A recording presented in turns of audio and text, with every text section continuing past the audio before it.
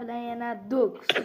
Salomlashib qo'ying, Abrik. Salom do'stlar, Abrik YouTube kanaliga xush kelibsizlar va Dogs YouTube kanaliga xush kelibsizlar. Tak, biz Minecraftda survival videolarimiz hozir yana chiziq ichinde survival etamiz. Shu chiziq ichinde Ender Dragon'u o'ldirishga harakat etamiz. Go'mi? Go. Davay. Bu qizil chiziqning ichida 5 yo 10 kun ko'pida yashab qolishimiz mumkin.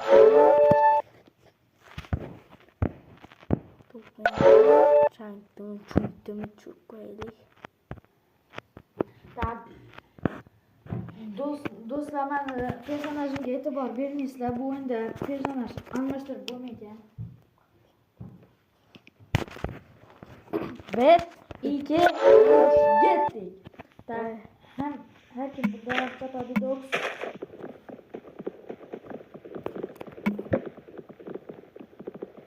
Давай, go. Kızıl çocuk taş karşısına düştü birisi.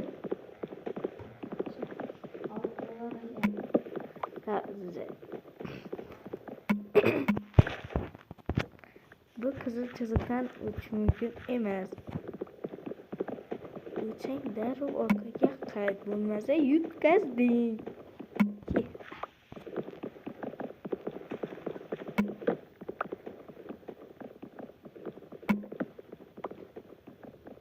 Bugungi maqsadimiz nima qilishimiz mumkin? Uy quramizmi? Mana shu yerga.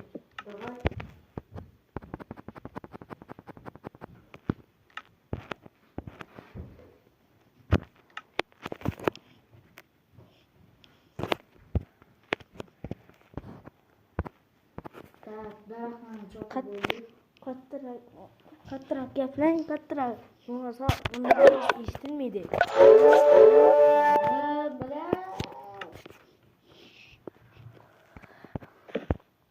Yursak yesami? Voy, блядь. Yursak yesamang dedim ha.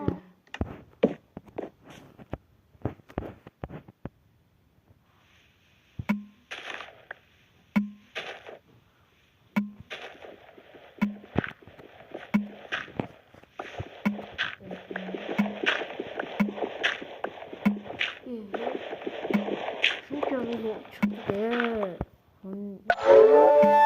Tak, hozir mayda daraxtlar to'kib tushadi, ularni yechib qo'yamiz. Ha, mana bittasi to'kib tushibdi. Chiziqni ustida turibman. Ha, aytgancha, yanamizda Gamer Pro ham bor. Gaplaring